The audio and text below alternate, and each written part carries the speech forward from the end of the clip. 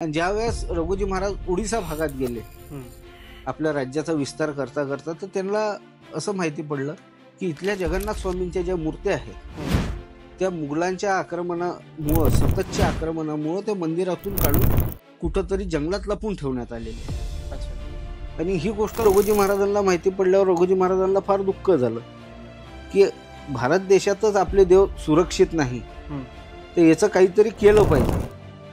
हे वारंवार मूर्त्या मंदिरातून हलवणं काही योग्य नाही. आणि त्या काळात ती जगन्नाथपुरीची रथयात्रा जी पहिले चालायची ती बंद पडून गेली मुघलांच्या आक्रमणामुळे.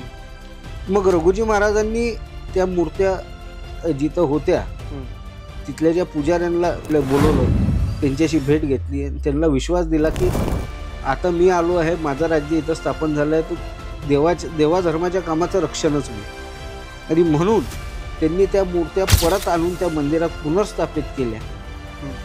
त्या मंदिराचा पूर्ण जीर्णोद्धार केला आणि त्या मंदिरात त्या काळात 40 लाख रुपये हे त्या मंदिराच्या देखरेखीसाठी ठेवले.